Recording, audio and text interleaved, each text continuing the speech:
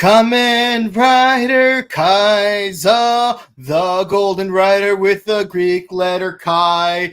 Henshin code is 913. Nobody likes him because he's a jerk. Look him try to ruin relationships between Taku and Yuji. Hope someone gets him to snap out of it. Hello, everyone. Welcome to the Rider Time Archive here on the Morphin Network. I'm Mike, and that's Steve, and we're here to talk about Kamen Rider Fives.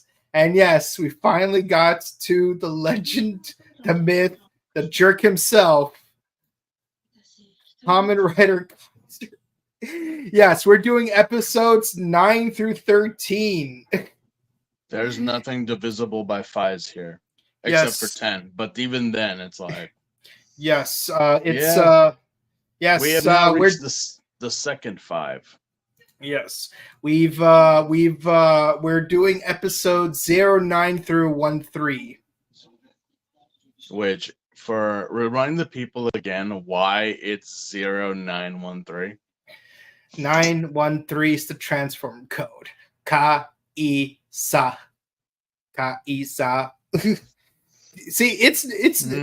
Look, man, like Kiva did the same joke. Nago-san. Yeah. Well, it's like every single writer has a hidden thing in their gimmicks of transformations, you know. I know, what was it when we first started the Fives review, we had mentioned the numbers theory that has been floating around. Someone actually wrote to me and said that the numbers theory still kept going on even when it was Wizard and Gaim, and I kind of scratched my head, I'm like, how is that? See, like, I mean, at that, I'm like, because it's like, well, we had Fives, so we had double O's and Forze. And if you count Fives, and I'm like, okay, but that's not chronological. But then you look at Wizard, and it's just like, well, he had the key, the ring holder, right? And that was 6. See, like the number theory. At that point, you're just shooting in the dark at that point. See, like, here's the thing. The number theory started with W because W had 2 because he had the 2. Yeah, the 2 writers and the 2 Gaia memories. O's had 3 because of the 3 medals. The 3 core medals. Takatora Bata. Then Forze had 4 because 1, 2, 3, 4. Uchukita. But then Wizard, it's like Wizard had 5 because he had 5 fingers on his buckle. It's almost like the buckle or like the ring holder, and I'm like, well, the ring holder holds 6, not 5. But if you want to go with that, but then it's like you get to Gaim, and it's like, so the padlock kind of makes the number looks like the number 6. At that point I was like, no, because then you're pulling at straws. Yeah, you're pulling. And then with drive, it's like when you rotate, the number of rims that he had, or like the design of the rims, like, oh, that was definitely a 7 tier. Yeah, so for drive it was 7 because if you rotate one of the what's called shift cards at a 90-degree angle, which is especially dumb because like in the show they never rotate 90 degrees, they only rotate at 180 degrees, so you could do the Taya Koka drive type speed, but no, like it's like if you turn it at a 90-degree angle, it kind of looks like a number 7. I have no idea how XA is supposed to make the number 8. No, wait, hold on. Ghost is supposed to make the number 8. Like, the only way that would work is if like you wait until like mid-season when he gets the Tokon Saber, where like he gets the sunglass slasher. But then if he holds it sideways, then it's like, the 2 eyeballs could make it 8. But the thing is, if you have to wait until like mid-season for them to drop it, you're shooting at the dark at that point. I mean, it's a fun thing to joke about. But it's just like there's no way, unless it's a running gag in Toho, that they're just like, keep that numbers thing going. Just at that point, I'm like, oh, so did everyone get to see the new? They dropped in many Kamen Rider groups the look of the new rider that is coming out. Yeah, we're gonna discuss that on Wednesday. When we discuss Kamen Rider Gotchard. Well, let's discuss it for a bit here. Okay, basically it's purple. I was hoping for purple. Which I mean, unless it's a mega form or like the final form, we have other than Hibiki, we don't really. I've never seen like a base purple rider. We've had pink twice with Decade and 4 times. We had Decade. There was XA. Decade, XA, GO, and the Revise. No, but I mean like, well, not including the Reiwa, Like I'm talking about like before the Reiwa, there was only just 2. Heisei. Then there's 3. So there's Decade, there's Xade, and GO. Yeah. And okay, but like we've had different shades of green, different shades of blue. We've had white, we had black, red, but purple as a base. Not very often do we get purple, which is pretty cool. It's candy. Mm-hmm. Yeah. It's candy based. Just like Hansel Nuts to Gretel from but he was pink though. Kamen Rider Slash was pink though. I mean, well, no. It's always fascinating to see how like what goes through the minds of the creators in Japan of how what's popular, what's big with kids right now that we could do. Oh, what's something that a kid would like, and you look at like the Reiwa era riders and how they went. XA, I'm sorry. 01 was a very simplistic belt that kind of went back to the original of Ichigo and which ended Agito. which ended with Agito, yeah, and then you had it was Saber after 01. Yeah, Saber was closer to O's, where it's like you just put 3 things. You had the sword, but you also had the books, which I was okay. That's very interesting. And then came Revise, which was honestly kind of boring concept. It's like, oh, they're stamps. Well, yeah, the stamps, but it was also that kind of like magnetic Etch-a-Sketch, kind of gimmick that I was like, wait, we took a children's toy? And well, again, this is a children's toy, but we're like, that's actually okay. That's interesting. And the other variants of those of like the next in that series, and then Geats definitely was interesting in how their gimmick was. Yeah, because like it's based on first-person shooters. Basically, you take Fortnite combined with the Ukrainian military. Mm-hmm. And then you just sprinkle some what's it called? Some Squid Game on there. It's like and we have the very first Ginger Kamen Rider. Yeah. Get to work, Doctor Who. Yeah, what's up with that, Who? What the hell are you guys doing? No joke. I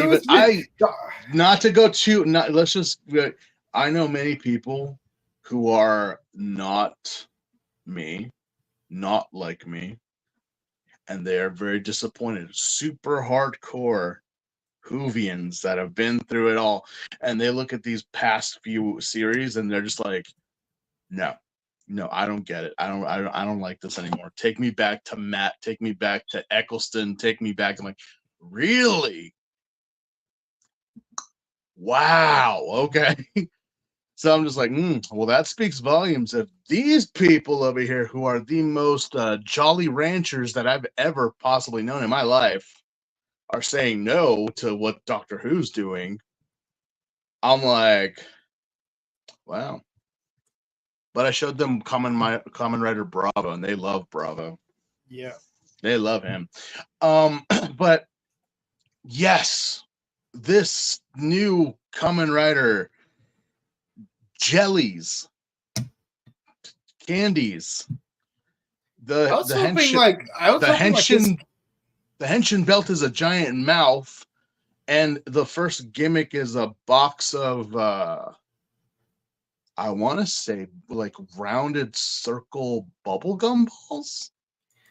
See, like for me, like I was hoping like his first gimmick toy, or at least one of the first few gimmick toys he would have, is a hamburger. I don't know why, but I feel like there should be a hamburger somewhere in his toy line. Cause like when I think of Kamen Rider and eating, I'm thinking about like burger meal from Forze. What and again, seeing him and it's not a solid purple color. He's like a mixture of like purples, yellows, oranges. He's literally like, you ever go to like to a boba shop or to one of those drink places, and they don't, and they're the milk tea ones, but they also have like the teas and the juices. Yeah. There's a place where I live called Tea Be Honest, and they have this one called the Galaxy tea, which is like a purplish orange yellow one. That's what I seriously believed when I saw that. I was like, very candy-esque, very so you just remind me of that drink that Sakito from Boom Boomger had. He's like, I want a currant drink, and it's like some nasty looking like purple beverage with some orange stuff at the bottom. I'm like, that looks nasty. Yeah, no, it's very strange and awkward, and I'm just like, well, I commented like, oh, so Willy Wonka is now a Kamen Rider, because that's literally what I thought. I'm like, the gimmick is candy, the gimmick is food. I'm just not surprised. At this point, I'm like, well, you know what? I seriously believed X-Aid was a joke. I didn't believe that was actually what they were going to go for a Kamen Rider for that year, because the past like 5 years have been so like, I don't want to say serious, but I want to say it was like, when you throw X-Aid in there, when we first saw him, it's like that's impossible. That looks like you're taking Akiba Ranger and making a Kamen Rider out of him. It's the unofficial Kamen Rider, but it actually was an official thing. See, what's really funny to me is that I always had ideas of like, what if they added 2 more seasons of Akiba Ranger, where like, because like each season so far were 13 episodes each. So I was hoping there would be like 2 more seasons, also 13 episodes each. So we would have like a proper 50 episode story, like in total. So like for the third season, I would call it Akiba Ranger Sun. So which is like a reference to Sun Vulcan, but also like it's the 3rd season. Yeah. And they would have a Sun Vulcan themed like 4th Ranger who'd be like the 6th Ranger archetype. And that in itself would be a joke. It's like, wait, how could you be like Sun Vulcan themed if you're like the 4th member of our team? How are you a 6 when you're the 4th? And they should put out a color that would never ever be, like, I know that what color isn't there? No, there are many colors out there that you could do that have never been done in Sentai or anything, or Kamen Rider. No, but that's the thing with this new Rider. I seriously thought like this can't be real, but it actually is, and I'm like, okay. Well, you know what? We've had stranger looking Kamen Riders. We've had the Shin Kamen Rider. We've had X-Aid. We've had Hibiki. We've had, so many strange looking riders that don't look like riders or what the archetype of a rider is. I mean, Fies doesn't look like a fucking rider, but he is. He barely looks like a rider, because like he barely, right? because of the helmet, right? Because normally what a Kamen Rider, even Wizard was like, I can see the Kamen Rider, like I can see the Kamen Rider here with Fies, with all these Hibiki is probably the one that does not look like, because originally he wasn't supposed to be a Kamen Rider. He wasn't supposed to be, but they did anyway. Last minute. But it's just but still, it's like, okay, all right. Well, cue that review card.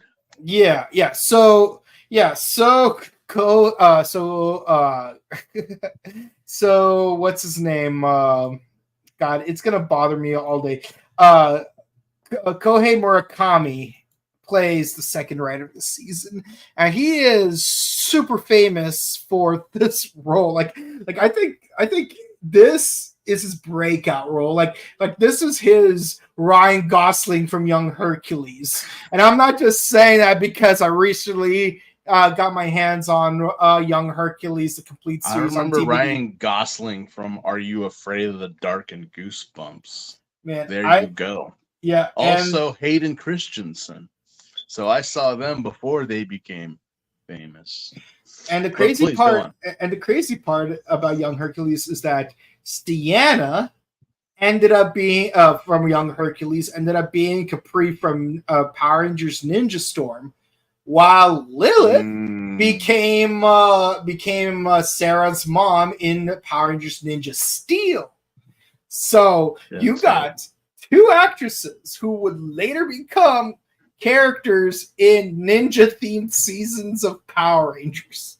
You had that. That's a prerequisite for when joining a ninja-based Power Rangers show. You must have been on Young Hercules, but since Ryan Gosling.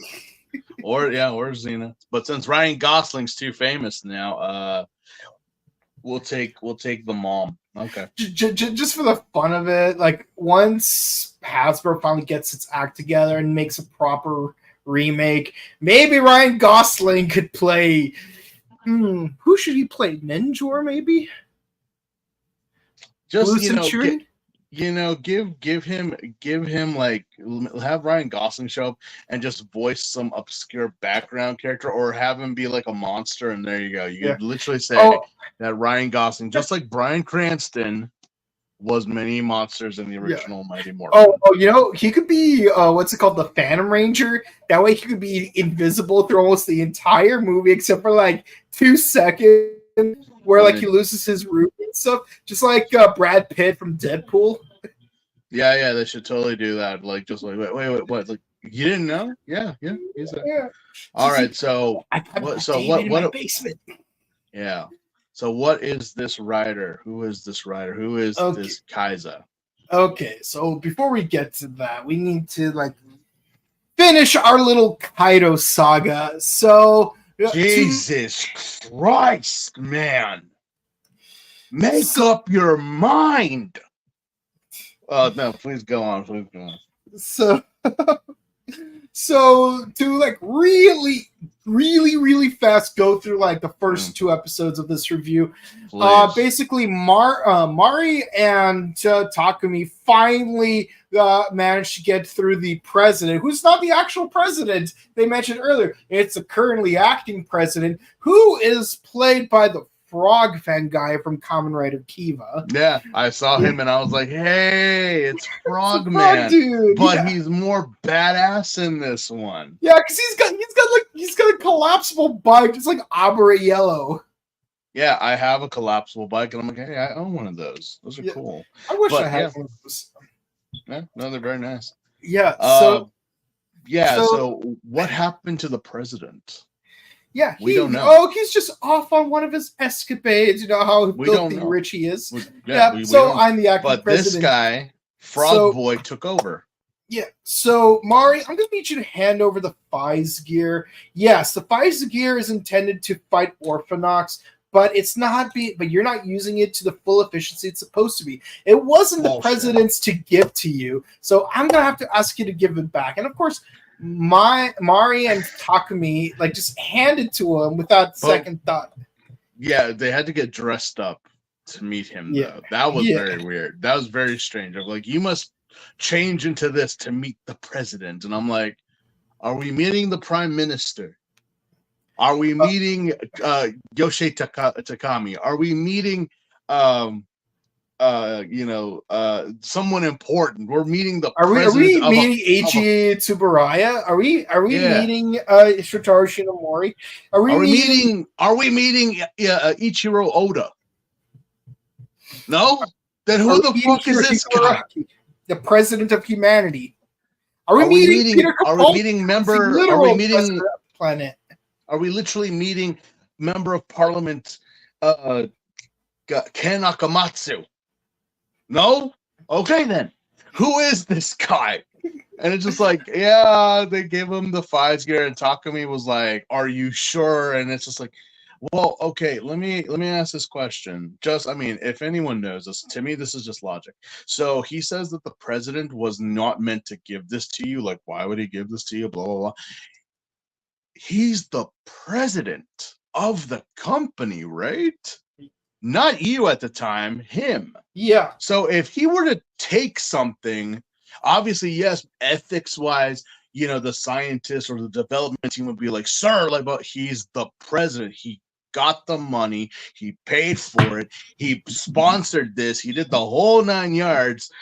Pretty much, it's his to do what he wants to, and he gave it to his daughter. But now you're telling his daughter that he shouldn't have, and I want it back. But I'm like, Mari could have said no, but for some reason, in her right. Yeah, it would be in her right because possession's 9/10 of the law. My father left me this, and who are you to take it away from me? Oh, I'm the current president. That don't mean shit. My father, the president at the time, gave it to me. So Mari just kind of gives in, which I was like, you know what? I get your character, Mari. I do, but I know that Takumi probably would have and he did kind of give her the business. That wasn't yours to give. You know that, right? Or he had no right taking it from you. Yeah, and also jokingly, I would think that maybe if it was Mio, she'd be like, Takumi, I need you to kill him for me. Oh my god. If you kill him, you and the 5 gear could be together forever. Which Takumi does feel kind of bummed out in a way that he is no longer or can no longer transform into 5s. You could just see it on his face. He's just kind of like, damn it. Yeah. I really like that. I really like that bike too. And so it was a bummer. And Frogman just okay, walks off but so he has a meeting, and then someone of the company says to him that they feel he should have bodyguards. And I was like, why? Well, apparently there's some people in the company that are not happy that you're the president now. Ooh. And I'm like, what? So what? So if something happens to him, then Smart Brain, the company, is fucked. Because he's the current president. Doesn't matter what you guys think. Yeah. But it's so what? So but you should still have bodyguards. And he's like, no, it's fine. It's fine. I'm like, what kind of company are you guys running here? That's just what it is. Kind of seems very shady. I wonder. And to use the whole thing for justice, as we are going to get to right now. Please continue, Michael. Yeah, so Takumi's depressed. He doesn't have the belt anymore. But as the president is about to get attacked, he reveals oh my god, he himself is an orphan. Which honestly, are you that shocked? Because the assistant dude who was played by Shinjo from Ultraman was a squid. Yes. And he does spirit bomb. That was possibly the most randomest moment of this this episode. It's just he's with Smart Lady and they're driving in what I would assume is a Camaro, but I don't think so. I mean, it kind of looks like it, but I couldn't tell by the angle. These guys show up like a bunch of fucking Yakuzas that they all look like Turks from Final Fantasy VII, and they attack him, but then he starts floating in the air like something out of a Metal Gear Solid game, and then he conjures up the spirit bomb. Yeah. And starts like, wait, you didn't kill them? You just kind of singed their hair? Like, what? And I'm like, how could you make an explosion that big and not bury yourself in the tunnel? Yeah. Meanwhile, Keitaro's investigating a series of break-ins because we need to be heroes. Oh my god, Keitaro. And so it turns out the burglar is a snail orphanoc, and he gets and he chases people down, and he's about to attack Keitaro, but then he gets rescued by Faiz, or rather, not Takumi, but the new Faiz. So because he gets out, and next thing you know, Faiz shows up, and it's like, wait, what? Yeah. Who's wearing the belt? Who is? And they're like, he chases the snail. A very interesting design for this orphanoc, but I like it. Yeah. And he just, he gets him away, and it's just like, he got away. And I heard his voice, and I'm like, oh, please don't tell me. And turns out it's Kaido. It's Kaido. It's Kaido, which again, I know we're gonna get there, but let me just voice: did we not have a 2-episode arc of you kind of accepting what things are, and maybe a type of a piece or some type of existence for you now? Mm-hmm. And then in these episodes, it's like that, those 2 episodes should have never happened, because it's like it didn't even matter. You're still an asshole. It didn't matter that, I have someone else to carry my dream. I have what was this whole point about dreams? Like, you didn't. It's like, now you're just. It didn't even matter. I'm surprised he didn't kill the kid at this point. I mean, it's like he's going and attacking and being an asshole to Kiba and to Yuka, and just just causing all this trouble, mayhem, attacking Takumi, attacking everybody. And it's just like, then what was the point of these 2 episodes that we had just finished, that you had I now have peace and I accept my life as is? I would have been you would have been on Kiba's side now of being an orphanoc, but not. But now we find out. But now we find out why Smart Brain made the belts to defeat orphanocs. They wanted to use the belts to defeat specific orphanocs. Yeah. More specifically, 2 kinds of orphanocs: ones that refuse to kill humans, and ones that choose to be friends with humans. It's pretty much like the laws of the Fangires. Yeah. So basically, Kaido is the new Queen Fangire, basically. Yeah, it's pretty much the Fangire law, where it's like you can't be friends with them, you can't associate with them, and you can't be in love with ones. Instead of a pearl, it's a shark. It's a shark cell phone armor thingy that's coming after you, which is like, okay, Kaido, I'll bite.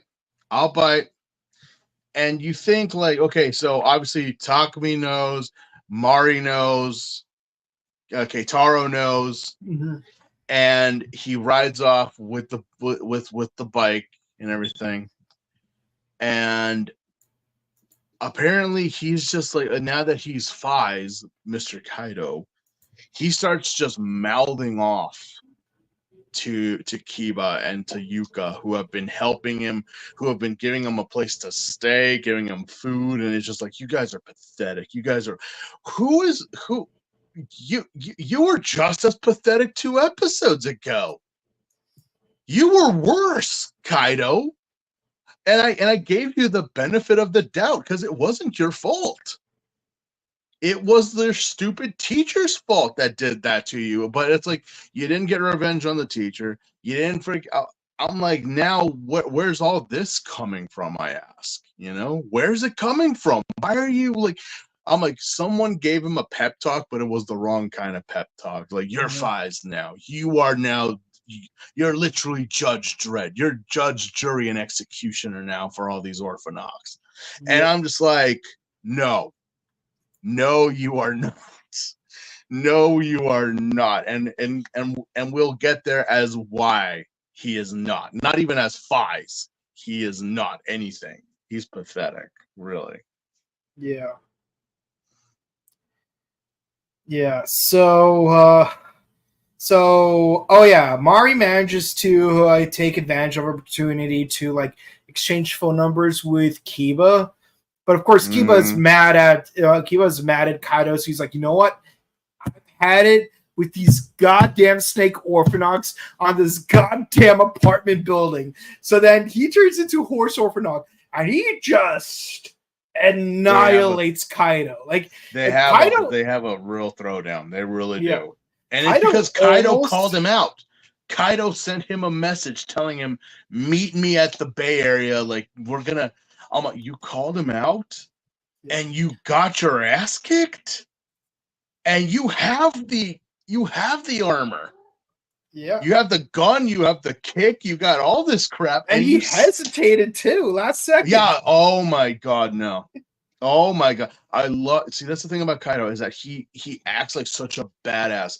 But it's just like, you know what? As I said in the last review, you kind of with these type of monsters, with these type of villains, you actually get to feel the sense and essence of who they are as people. Yeah. And it's like Kaido puts up this whole front like he's some badass, but in actuality, he's the biggest wimp that is, because you had a chance. And I'm not saying that you would have beaten or killed Kiba. You wouldn't have. But before landing like the knuckle blow, you hesitated. You stopped yourself. Why? Why did you stop yourself? It's because you felt the guilt, because this guy's been looking out for you and caring for you.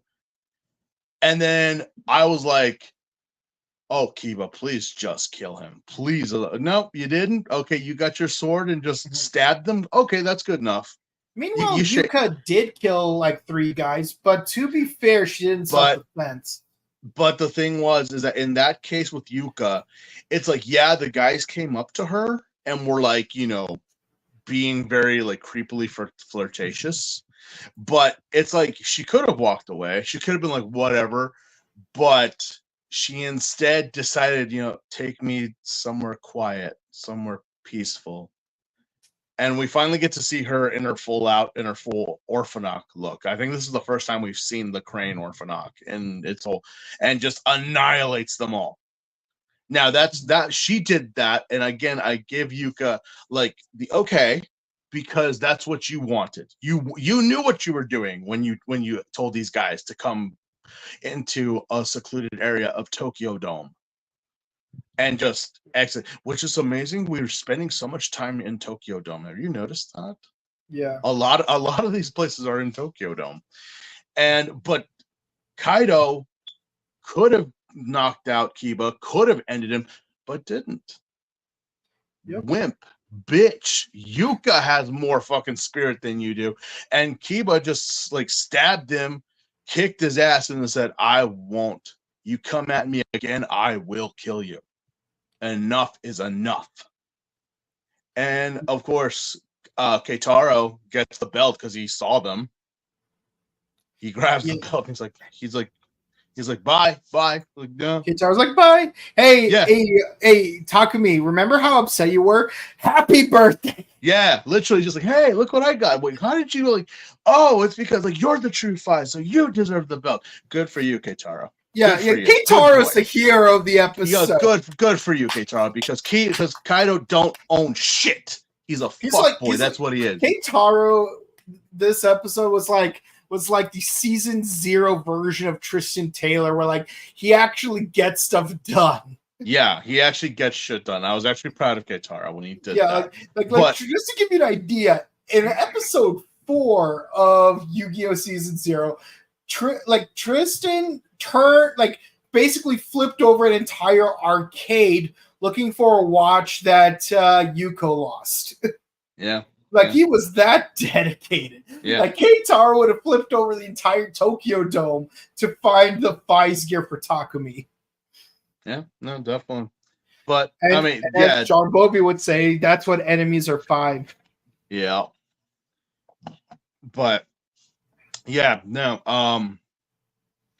I was actually surprised that Kiba let Kaido back into his apartment after all that.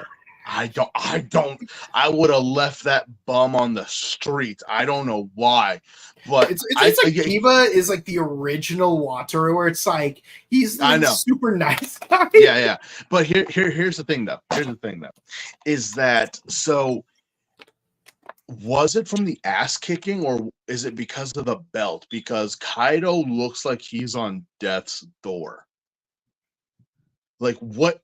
I'm like, you got your ass kicked, and you've gotten your ass kicked before, and you've gotten up. You've never used this belt before, but like you got your ass kicked, and you have gotten you look half dead. Like something besides that ass kicking has kicked your ass too. Mm-hmm. So it's like, okay, so apparently this is designed to fight Orphanox and to do what you say, eliminate the weak of that, or the traitors. So, but is it also maybe that this belt, while indeed Orphanox can use it, it must be wielded by the strong? Maybe. Because it's like, so Kaido used it. He's only used it for like a day, and he got his ass kicked. But look at him. He's basically Otoya in the bathroom. Yeah, he's dying. He's lit. I'm like, you got your ass kicked. Get up. No, he's dying, Mike. He looks like it's like he's internally bleeding. He looks horrible. And I'm like, is it the belt? Maybe he's not strong enough to wield it. Maybe an ass kicking is double, tripled because he's not strong enough. Maybe. Well, he is a sired Orphanox. While yes, Kiba, yeah, that is true. That is true. You're right. He was not born. He was infected. He was,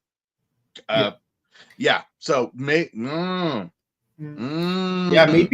like a natural a pure blood is able to be Fies, not some fake. Now that you bring up the phrase pure blood, it makes me wonder, what if like an actual Orphanox actually bred with a human? Like, would their child be like full Orphanox, half Orphanox, full human? Would they be a human that would have a higher rate of possibility of converting into a natural or sired? Or like would he become like a Saiyan or Ghoul, where it's like being a half breed makes him more powerful? I don't know. We'll have to find a manga / novelization of this series for that to be answered. If they even contemplated that. Yeah, no, definitely. But yeah, so apparently, Kaido is just dying. He's just like, oh my god, he looks like crap. But the reason why Mari was in the room was because she forgot her wallet, because she repaid back Kiba for the 2 yen that he spotted her, because her and Takumi were in a cafe. Mm-hmm. Yeah. So just as soon as Takumi gets his belt back, he has to fight the snail Orphanox.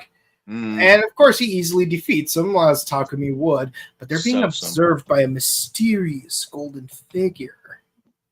Which, again, it's one thing when you want to keep this character like a secret, but when you show the visor and the face, like the last 2 seconds of the episode, it's like, okay, it's a second rider.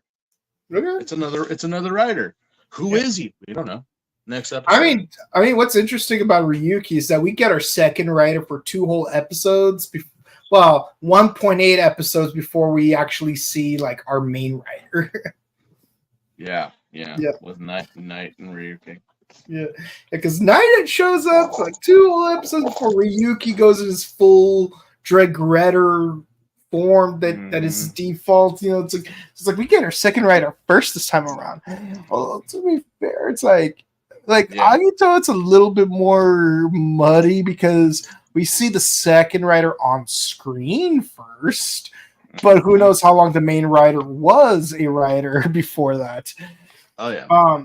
So, moving on to the next 3 episodes. So, what basically happens is our heroes get a text message photo, which keep in mind, 2003 back then, photos via text message were really Jesus Christ. That takes me back. That totally takes me. Look at this really sweet photo. To quote Linda Young, "I'm getting old, Yusuke." I'm old, Yusuke. Oh yeah, no, baby, I'm there. We're there with you because I remember this perfectly. How you would use that on your MySpace profile as your profile, and they were just the most pixelated, granulated things. That are just like, but you were like, dude, this is so your cool. top 8 space. Yeah, these were so cool because you didn't use film; it was digital. That's how digital photos came out, and I'm like. Oh, thank goodness we're up to 8K now. Like I cannot go back to those times. Well, I do miss flip phones and such. Mm-hmm. Just remembering. I can tolerate 480p. I can tolerate 480p. Yeah, because anything I grew less up with than that. I grew up with that, but like yeah, 144 or 240, it's like no, man. No, like this, no fam. No, absolutely not. But yeah, no, it's like so. It's like someone found another Fi's gear, quote unquote, and yeah, and so like they're supposed to meet up at a certain location to find it. Meanwhile, what's his name? Keitaro goes on a date with Osada, which is Yuka's maiden name. And remember, Yuka sent a text or a message to Keitaro saying like, "Hey, like I'm sorry that I've been ghosting you or blah blah blah. I've but please write to me. I would love to hear." And this sweet letter of kind of like, "I'm sorry, blah blah blah." And I'm like, yeah. And then it's like Keitaro meets up with Miss Osana, also known as Yuka. And they decide to go, she requests, by holding his hand, requests that they go somewhere fun.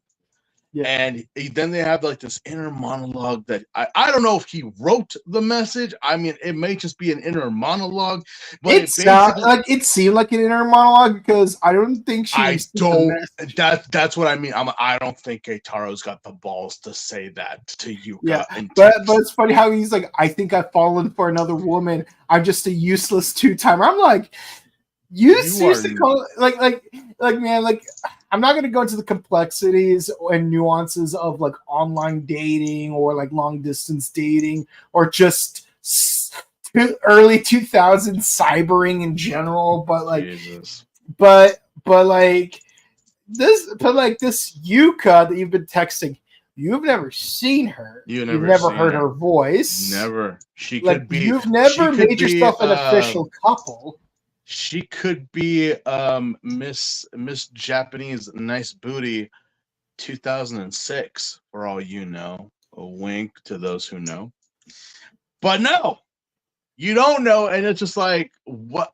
Why? What? Even now, it's like, why would you text that? Why would you email that? Why would you even say that before you met the girl? And yet, it's like, I'm in love with Miss Osana, and I'm like, you've never even affirmed that you're even in a relationship with. You never even affirmed that you were on a date with Miss Osana. I could make a joke about. I could make a joke about that episode of Family Guy where Lois becomes a 1-900 caller, yeah. and Peter tries to cheat on Lois with this anonymous woman, and turns out that anonymous woman turned out to be Lois. It's like even if I didn't know it was you, I still fell in love with you. I'm like, bro, you still. It's like the song. Well, I can't remember the name of the song, but everyone knows it as the Pina Colada song. If you want pina colada, it's dancing in the rain. Yeah, it's kind of like where many people on TikTok and on YouTube have stated that a lot of romance movies, like the gold standard of romance and blah blah blah, all these movies, all these songs are all basically about cheating. Yeah, or being a creepy stalker. Yeah, or being a creepy stalker, where it's just like, it's the same. The Pina Colada song. Cue that one as he was like, if you wrote this and sent it to Yuka, you're a pig, but you're also spending time with Yuka, which is like, again, it's not the same thing because he's never met her, he's never been in a relationship with her, but how BS is it that you don't know that the girl that you are trying to fucking shatter her heart is the one that's standing next to you looking at the aquarium with you? Yeah, be in the moment. And it's just like, you're just not ask cheating. Osada. Just ask Osada, what is your full name? Yeah. What is your full name? Because all you know is her name is Yuka. You don't know her full name, but you know this girl's last name is Osada. Just ask for her full name.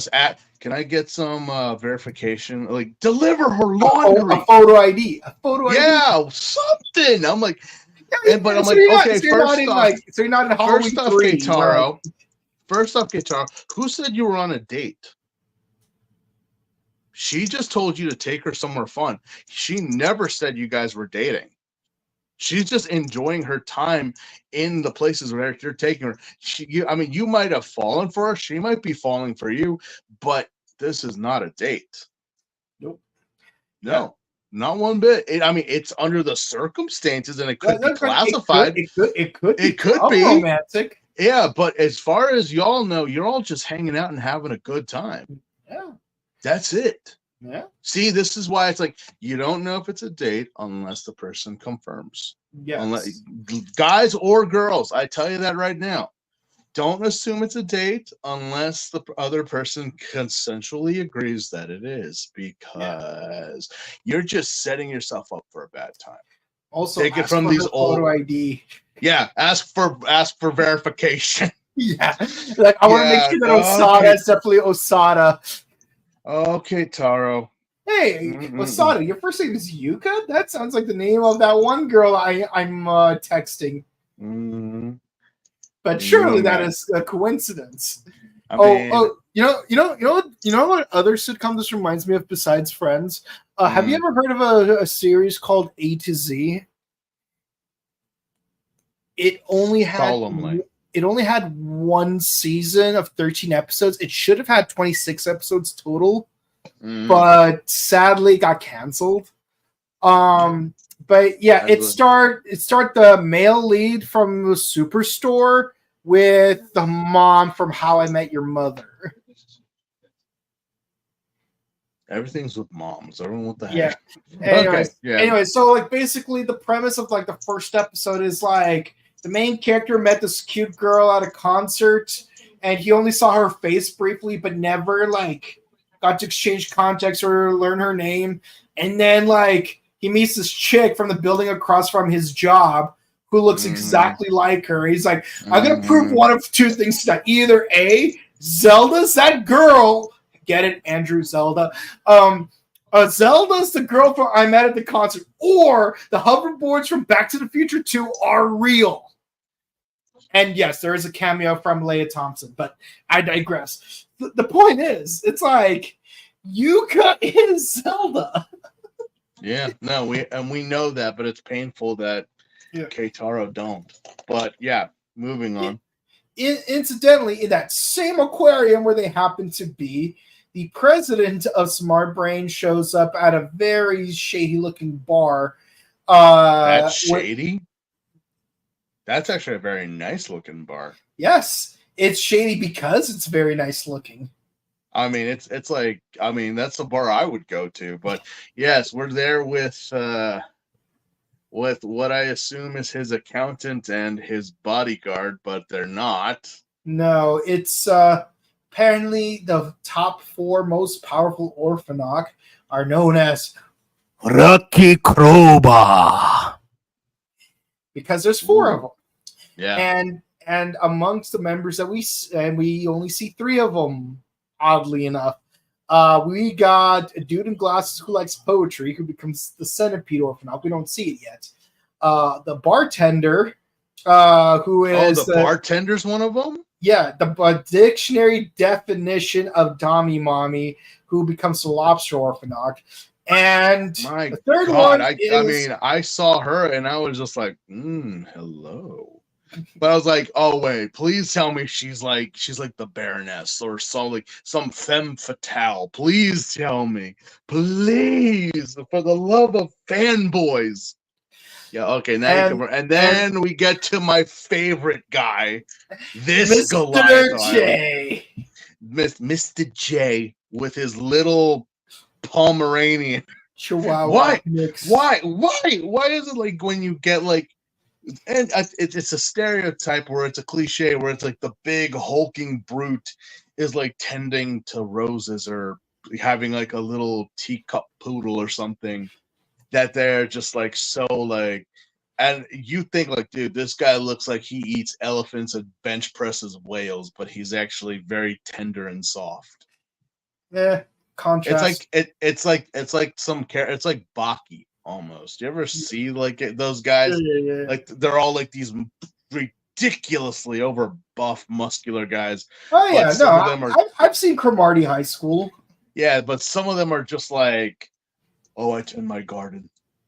I like to sip tea and make puzzles when I'm not working out. I'm like, yeah, you know, like here's the thing. Well, like, when I watched Forza for the first time and they introduced like the Trident of the Leo Zodiac, I'm like, this dude is a walking George Thorogood song, because he literally says in an episode, I like to drink alone, all by myself. Mm-hmm. And then I whisper, one bourbon, one scotch, one beer. Yeah. But yeah, no, the guy definitely loves his dog. Yeah. Definitely loves his dog. Some random drunk human shows up and accidentally causes you knocked over the dog. Choco! You knocked over the dog. And you look at this big hulking black man and say, so what? I need a drink. And then you literally get skewered by his tongue. Yeah. I'm going to be honest. I do not condone violence. But if I was in Mr. J's position, I would have done the same thing. I'm surprised he didn't grab him and tear him apart. Like, the tongue is possibly the only thing. I was like, no, you got off easy, dude. That man could have ripped you asunder, but he didn't. He got you quick. Oh yeah. Yeah. So basically, yeah, Mr. J is the crocodile orphanage. I was debating if it was a crocodile or a bear, and I was like either or, but I did see a very scaly hide. Yeah. Yeah, so he's sent on a mission. Yeah, I see some dude stole the Pfizer gear from us after he gave it back to us. Mm-hmm. So I'm going to need you to kill him. Oh, and also, turns out there's some other dude who has the Kaiser belt. So you're going to have to go get that too, because those belts are for our king. Oh, hello. Interesting name drop. King. A king.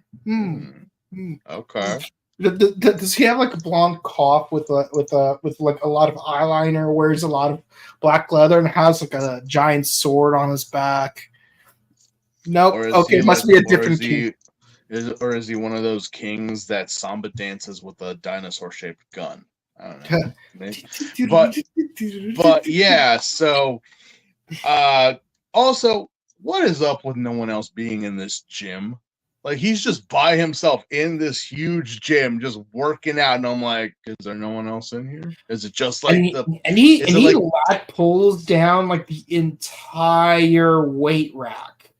Yeah, which I'm like, I call bullshit that you could. And also I can tell like his form is not the best. Yeah. So maybe you might want to take that one plate off of there, because I did see there was like an additional plate like behind it. But the thing is, it's like if it's causing you to like jump up slightly, that means you're not pulling too much. Yeah, you're pulling too much, because like you need to be able to like relieve it slowly and have it not pull, or at least get like one of those leg braces that keeps you from jumping up. But still, better to do more reps with less weight than to do fewer reps with a lot of weight and not getting the desired results. And who says we don't give good advice on this podcast? And see, here's the thing: I can give that kind of advice because I'm certified. But yeah, so we cut to Takumi and Mari going to what is like literally an amusement park by the bay. Yep. To, but then the person they were supposed to meet turns to sand. Jesus Christ! Can't even enjoy the merry-go-round without like freaking goddamn Orphanok just coming in and just destroying what should be a fun time. Yeah, so Crocodile Orphanok shows up. He gives them a whooping only for this mysterious Golden Rider to show up. And he immediately like dispatches Mr. J and he immediately just send. You're thinking, wait, this is Lucky Clover? Like this Yeah, that's what I said. I was like, so much. It's like, what? But here's the thing. I said. The following episode, he just reconstructs himself. That I did not expect. I expected maybe like this was a clone, a copy. Maybe he sent in his own shadow. I don't know. But he's as it turns out, he has 3 lives. He literally, with the help of reverse shooting their footage, he winds up getting rebuilt like a sandcastle that was knocked over. Yeah, so apparently he has 3 lives. I don't know why 3 specifically. You could have made it 4. He doesn't have 9 like a cat or 13 like a doctor. No, it's 3 lives. Heck, not even 4 because Lucky Clover, but yeah. Missed opportunity there. The missed opportunity, yeah. Yeah. Meanwhile, what happened to the guy that was wearing the Kaiser gear? Turns out he also turned to sand. Error. Yeah, literally. I'm like, wait a minute. Normally when someone puts on the Fies belt, the error automatically just doesn't allow it to happen. They just but you're telling me the Kaiser belt is able to like kind of a bit of a lag, or is just like, all right, I'm going to let you, but I'm only going to give you like 3 minutes. And after that, you got to take it off. If not, you're going to die. You turn to sand. Yeah. So it's like, okay. Yeah. So turns out this dude was these 2 guys were actually 2 of Mari's classmates from elementary school. They were supposed to have a reunion a few months prior to the start of the series, but Mari just did not attend. And as it turns out, also they were from that elementary school that those 2 construction workers were trapped in. After like almost a week, I'm like, does no one know that they found it in episode 3, and we're now in episode 12. Like, where have you guys been all this time? I totally forgot that they were. I thought like, oh hey, no, I totally forgot that they were trapped. I was like, wait, oh, they found the school. Okay, I didn't know they were trapped. I'm like, wait, they're trapped? But there was other people with them. So you're telling me that they didn't even bother to go get a rescue party? It's like, no. Okay. But apparently someone walked in with a flashlight. Morty killing Mortys. Yeah. But yeah, someone with a flashlight shows up and is looking at some of the drawings. One of the drawings had Mari's name on it. What is this elementary school doing underground? Yeah. Yeah. So, so they try to, so they basically explain what happened. It's like, oh yeah, no, we got our hands on this Kaiser gear, and it has this weird thing where like, yeah, all of us can use it, but we will eventually die because we used it. Yeah, very strange. So they can use it, but it's like once you're done, it's like, yeah, that's the end of your life. Like that's it. I'm like, So wait, are you guys human? Is that it? So if they're human, so what if an Orphanok put it on? Yeah. Would they also die if they used it? Interesting. Yeah. So they go on the run again, and Takumi. And of course they don't trust Takumi, by the way, because he's an outsider. But then what's it called? But then they all get attacked by Mr. J again, and Mr. J ends up killing their teacher. So fucking brutal. Yeah. So fucking very brutal. Like the teacher legitimately when the first guy who was Kaiza, you could just see the look of disappointment and sadness on his face. He doesn't want to put these kids through it, I don't think. He doesn't. Yeah, no, he doesn't. And just seeing him, like, this is what I mean about good role models and good teachers in your lives, like remember the ones that cared, not because they're teachers. Some teachers are trash. Some teachers are not worth remembering, but there are those that actually care about their students and want them to succeed. And just the fact that this teacher died at the hands of Mr. J. Yeah. That was heart-wrenching. That was like, no, he didn't. He was the good teacher. He didn't have to. Yeah. Why? Yeah, why can't it be Mr. Akashi Iwamoto from Yu Yu Hakusho instead? Yeah, why couldn't it be any of those bullshit teachers? Like, no, we have to get rid of the good one. Yeah. So basically Takumi does turn into Fies and he fights him off. And of course, like, he doesn't straight up defeat Mr. J, but he does manage to drive Mr. J away.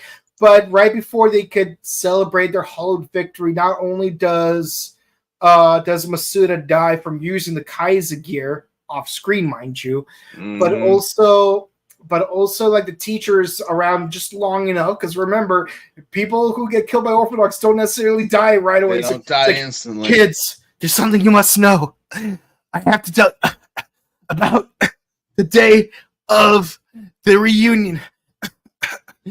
What you have to know is what you have to know about that day, that fateful day of the reunion. You must know that you had to repeat yourself 5 times. You couldn't just say it and then repeat what's the point in those 5 times. To be fair, I exaggerated, but isn't that how all movies are? It's like, it's just, it's like, I know who the Zodiac killer is. His name, the killer is, and just dies. I know who your father is, Luke, and then they die. It's like conveniently, like right when they're about to exposit some important piece of information, they always somehow die, and sometimes they just drag, and sometimes they drag out that process. Did you not? I know, Sensei. Did you not like write this down somewhere so someone would, or maybe tell someone, look, keep this, and something happens to me, read it. I still haven't forgotten about what happened with Moira Queen from Arrow season 2. It's like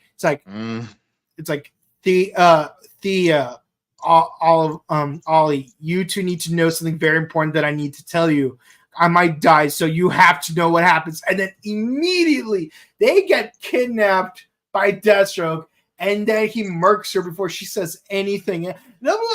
And 6 seasons later, we still don't know what that thing was. Nope, still don't know. Still don't get it. That's why I'm just like, no, we're gonna find out later. Why did the teacher have to mention that? But I was like, okay, all right. Yeah, something about the reunion. Ooh. He didn't pay the bill. But yeah, it turns out there was one other classmate that was supposed to be there that wasn't there, and that's Masato Kusaka. Yes, this guy right here. Okay, let's get right into it. So they go to his private school. Takumi gets pissed off because he's basically like Kamen Riders Sword, where he's like, I'm the best at everything. I'm even the best at being the best. He's the captain of the fencing team, the jockey team, the crochet club, the chess team. the debate club, mock trial, the math. We get it, man. Your dad never loved you, okay? You had to excel. Be like, Daddy, did you notice yet? No? Okay. 100%. Yeesh. I'm like, my God, okay. We get it. You don't have parents. No one loved you. That's why you have to make yourself sound like the best. So everyone can feel like, oh, I wish I had a son like that or a brother or someone like that. Like, no. You were never picked first. Okay? Mm-hmm. Shut up. Yeah. Really briefly, Kaido is like confused on like what he wants to do with life. So he goes on a mock date with Yuka.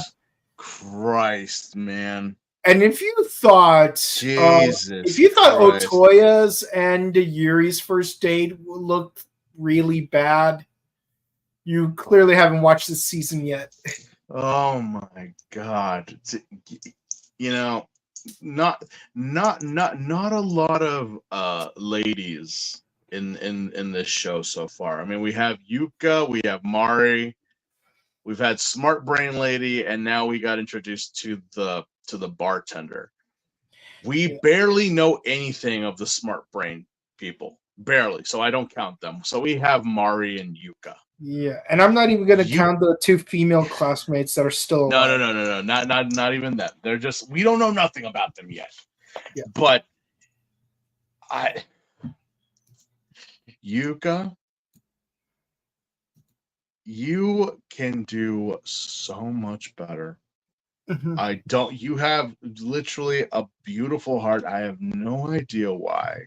But I guess it's just like Kiba, that you're trying to help Kaido and you're trying to make him, understand. But even so, I'm like, so no date with Keitaro, but you're going on a date with this fuck boy. Really? Well, as I say, nice guys finish last, I guess. Yeah, it turns out the reason why he went on a practice date with Yuka is because Kaido wants to go on a date with Mari. Don't you? Mari? No. You can have Mio. You can't have Mari. Maybe I missed something, but this feels so out of left field. Why is he after Mario? Well, remember that Mari kind of like took care of him or helped him when he passed out when she went to go get her wallet back. Oh yeah, and so like she was like, and here's the thing again, Mari is no nonsense. Mari is like, shut up and do as I tell you because it's gonna be better for you. She literally is like, because he's sweating so much, is like, change your clothes, change your, and he's like, shut the fuck up, like, and she's like, I was like, dude, she literally grabbed him by the neck and said, tell me which shirt you want, and he's like, oh, red, okay, thank you, put this on and go to sleep, and I was just like, oh boy, here we go, this fuck boy wants a dummy mommy. Yeah, that's what he wants. Not the soft, not the submissive. He wants dummy mommy. That's what he wants. And apparently Mari fits that to the T. Mm-hmm. Mari is literally the Phoebe. Don't tell me Phoebe never scared the fuck out of most people. Like, I would go with Phoebe, but I'm afraid of her. Yeah. Or in another Friends type show, Mari is Bernadette. Yeah. Not a fan of either of those two shows, but I know, but it's the best thing I can come up with. I know. Heck, I'd rather watch Young Sheldon, but I think we all would, honestly. Yeah, better writing, better cinematography, no laugh track. It's like, it's a show, not a sitcom. But yeah, that's what I think. That's where I think it all started with that. Because I was just like, Mari, but then I was like, oh yeah, that's right. But yeah, so during a fencing match between Masato and Takumi, they get a phone call that an Orphanoch is attacking the former students. And yes, it's not just Mr. J, but it's also some other dude. What's it called? Equiestum. I have no idea. I looked at it and I kind of was like tilting my head, like, what? Mm-hmm. What is that? It is a plant. A plant. So, I thought it was going to be some kind of Echinodermata, but hey. We had a cactus recently, so I'm like, so I guess it's not just animals, it's plants as well. So, okay. I mean, it's all living objects. So. Mm-hmm. Yep, it's the only living genus of vascular plants that reproduce through spores rather than seeds. So take it as you will. All right. I'm not a botanist. I'm more of an entomologist, but it is what it is. So Takumi shows up, tries to fight off the two Orphanochs. Well, more specifically, tries to fight off the crocodile Orphanoch, while Masato shows up and just yanks a belt from like one of the other students, and he uses it himself. And yeah, like both of them. Well, Masato defeats the Equistium Orphanoch, while Takumi is just struggling to fight the crocodile Orphanoch. See, if you're the best, Mister Kaiser, why didn't you go after the crocodile? Mm-hmm. Why didn't you do that? If you're so good and so better than Takumi, you went for the easy target. Yeah. So fuck you. Oh yeah, and the crocodile Orphanoch also kills one of the other classmates. So yeah, they're all dropping like flies. Yep, it's dropping like flies. How many classmates were there in total? Like from the start, how many are left? I think in the photo there was like maybe 7 or 8, and then behind them were like 2 less than. So there probably was like, I want to say at least between 15 to 20, maybe. Mm-hmm. But it seems even lesser than that when they found the first one. Like, how many of these kids have already been like X'd? Mm-hmm. Yep. So there's that. And that's the end of the episode. Yeah. That's it. Yep. So, thoughts on like these 3 episodes? Like as in a whole? Yeah, individually as a whole, they're basically an arc. I mean, well, I mean the introduction of Clover, the introduction of like, okay, now we're getting to like the heavy hitters of this group. Yeah. It's interesting that there's an African American man in this. I always find it very interesting, but also very refreshing that the Japanese allow other people to be a part of their shows. Whether it be a villain, a supporting character, or whatever. They always like to mix it up. And when they do, it's refreshing. Obviously. Yeah.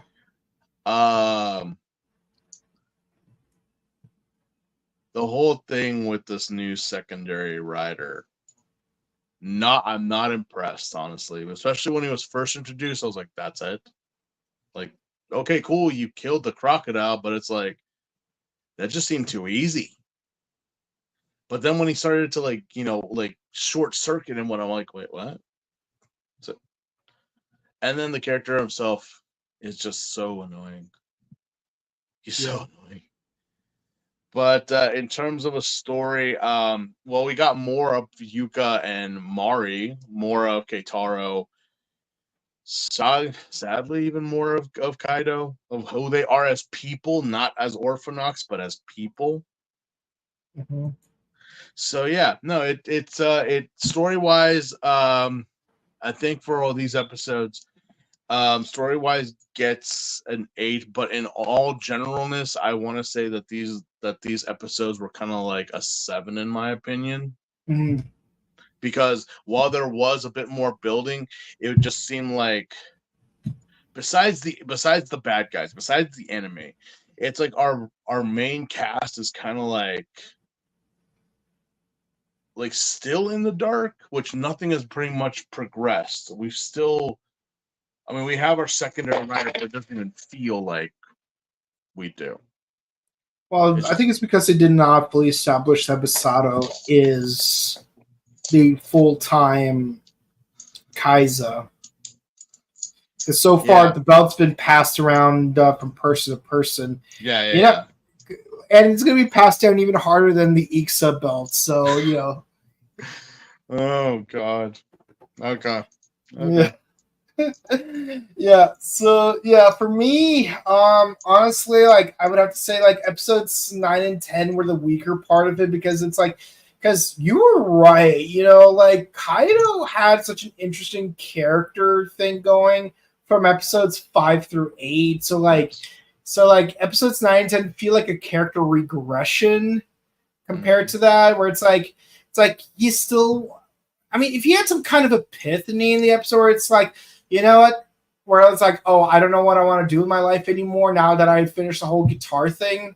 Yeah. But then afterwards decides I want to cause more chaos and mayhem. Like, that would have been fine, but like, he doesn't establish a reason quite yet. There's no reason. I mean, it's one thing that you wanna cause problems and mayhem and trouble, but normally there's a reason behind it. You're not just doing it for the sake of doing it.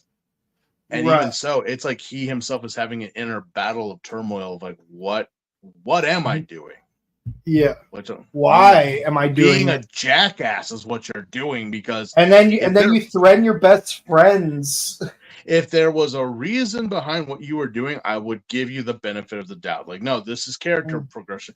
This is what you're doing is like, you don't even know what the fuck you're doing. So shut up. Yeah. Just let Kiba and Yuka take the lead and just follow and then build on that. But yeah.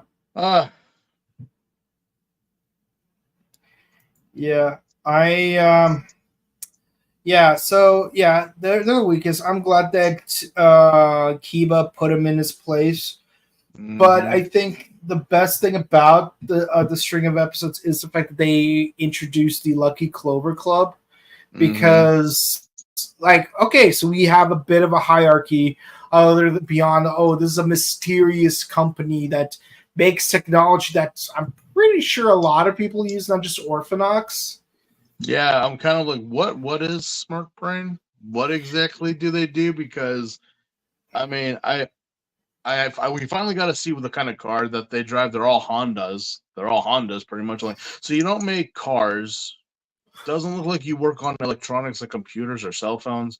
Doesn't look like you're part of pharmaceuticals or anything like that, or even for the military. So what exactly? It's like you just have these you just have these weird commercials with Smart Lady on them. It's like, life is frail. But what are you? Are you into medicine? Are you into food? Are you into research? Are you what? It's like Smart Brain. Just rub it on your head. Just apply it to the forehead. It's Smart Brain. Like, what are you? Apply directly to the forehead. Yeah. What is it? What on earth is it? I don't know. It just says it's just Smart Brain. Yeah. That's okay. Yeah. Maybe we'll get answers. I don't know. As of right now, I'm like, what is Smart Brain? Because apparently, I mean, were you guys trying to fight the Orphanox? Did the Orphanox take over? Did they infiltrate? What's going on? What's happening? What is Smart Brain? I don't know. But we'll see, I guess. It's interesting. Yep. Yeah, all I know is like they're like what's it called? Life is frail. Okay. True life. Okay. And then it's like be smart, get a real start. Yeah, they got all these logos and all this stuff. I'm like, but what is Smart Brain? So I'm thinking to myself, it's like is even like intro to the next episode, just another Smart Brain commercial. It's like where it's like, open your eyes to the next phase. Yeah. Be smart. Get a real start. Yeah. That's pretty much what it is. Yeah. But yeah, no, it's like, yeah, they introduced the Kai as a belt. Interesting gimmick. Whoever wears it must die. I get it. And then you have students with a mysterious past that we need to unravel. Okay, we're building to something. And then they introduce Masato, who is... I'm not looking forward to it. I'm not looking for... If this is who he is in the first 5 minutes, I'm like, we got to deal with this guy all the way to the end? Yeah. Oh, God. Yeah. Okay. Yeah. Basically, if we use the Friends analogy, where like the 6 main characters are the 6 main characters from Friends, Masato is basically Bruce Willis's character. Yeah. I would also say he's like the Ross. You know? Nah, see, because the reason why is because Ross was such like, everyone had their dynamics, right? Everyone had like their thing. Well, for the longest time, Ross was just kind of there and just like, what are you doing, man? Like, I get you're here, but why? Like, he's just there. He's just there. Everyone knows Rachel and Monica and Phoebe and Joey and Chandler. Well, the thing is, Ross, Chandler, and Joey were like roommates, and Ross liked Rachel back when they were in high school. Yeah, so it's like, what are you doing here? But it's like, what are you doing here, Ross? But at least Ross is the main character. So if anything, Kaido is Ross. That could be argued. Because I'm like, if you took Ross out of the show and not you wouldn't have cared unless it was like a Ross Rachel episode. But again, we're not talking about Friends. We're talking. To be fair, Ross is my least favorite. Yeah, so this guy is our least favorite of the cast. So there you go. Yeah. Okay. So let's. Ratings. Yeah, I'm gonna have to give like 7 and 8 for like the latter two. For the first 2 episodes. And the reason why I give a higher score to episode 10 is because at least Kiba, knocked some sense into Kaido. Yeah. Yes. Let's see. 9s for episodes 11 and 12 because again we're like building up to stuff. Even though Mari and Takumi are still relatively in the dark. And episode 13, I'm gonna have to give it a 9.13. I'm just kidding. No, it's more of an 8 because it's more of a comic relief episode than anything else. Yeah. And it just like halts the tension of the last 2 episodes. Mm-hmm. Yeah, characters die, but still like. I don't feel anything for them. It's sad, but I'm like, the teacher was the greatest sacrifice. Everyone else is just like, oh, yeah, who were they?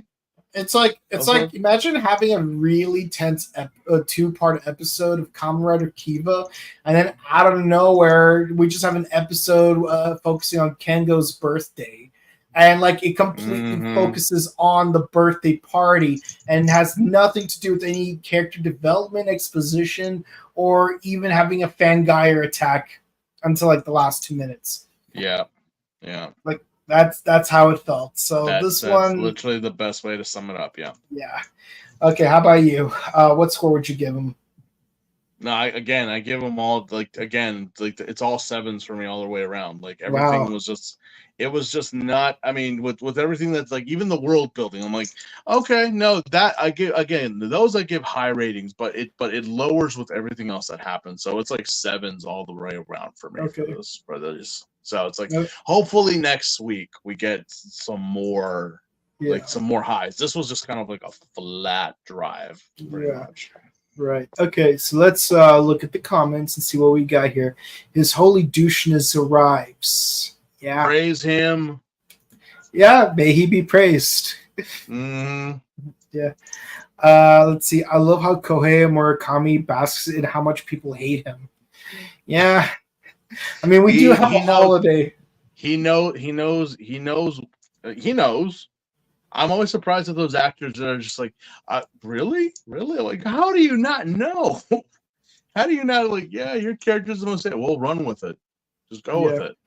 Yeah, like he even like makes a whole like smile thing, like his signature, like when he goes like, yeah, just go with it. Just run, like it's your thing. We'll go with it. I'm like, right on. Yeah. All right, own it. Yeah, I still can't get over the fact that Kamen Rider had a ginger rider before Doctor Who had a ginger doctor. Ever since the times of Matt Smith, hell, even before that, they were like, we should have a ginger. We should. No, you can forget it. Gingers have been replaced. Yeah, and the crazy part is, like, we had Nishuri Gatwa, and, like, he was blonde in that one movie, Barbie. So, like, like you could have just made, like, let him grow his hair out just a smidge, and then, like, dye it orange. Nope. Kaido's hilariously the bark louder than Bite Guy. He's basically Joey. But you try to take food from Joey. And probably like, no. See, Joey would lop your arm off before, and he wouldn't hesitate. Kaido is he's just a wimp. Yeah. Yeah, Kaido is pathetic. He was fun for the first 4 episodes. He was but then after this, it's just like, what are you doing? Yeah, don't stay the Kengo of the season. Yeah, don't stay the Kengo of the season. Would that be all for the comments? Yep, that's it for the comments. If you enjoyed, be sure to comment, like, and subscribe to us on YouTube, Facebook, Twitter, Instagram. Ding the bell icon to stay notified for our latest videos, and share videos because it helps us out with the algorithms. Tomorrow, so at the time of this recording, we on Monday we are finishing Ultraman Rube with the movie Ultraman Rube, the movie Select, the Crystal of Bonds. And then the following week, we will be watching and discussing Ultraman Arc proper on Mondays. It's a new season of Ultraman, and his transformed devices literally the Panku box from Jackie Chan Adventures. And what's funny is that I just recently saw a video where someone was like rotating it incorrectly, and it ended up not making the henshin noise. So it's quite literally the Panku box. It's literally the Panku box. Yeah, Wednesdays we do Kamen Rider Gotchard.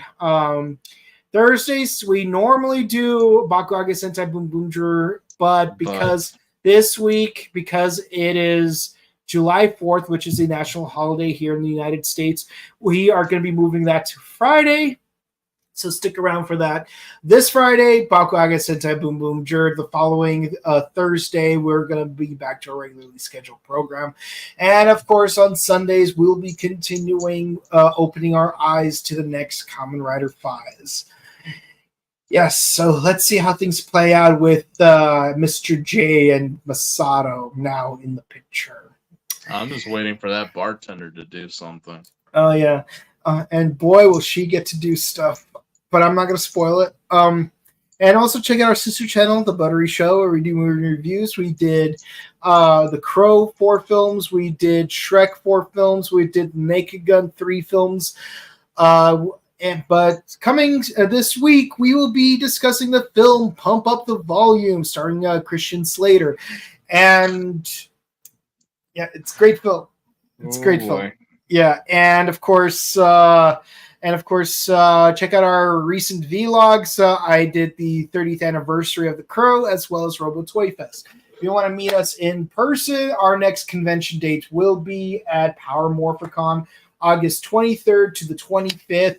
I'm going to be there. Steve will very likely be there. I will be there. Okay, he will be there. So if you want to say hi to one or both of us, we will be there for your amusement. Don't feel shy. Just come up and say, we're all people here. Yeah, we're all people.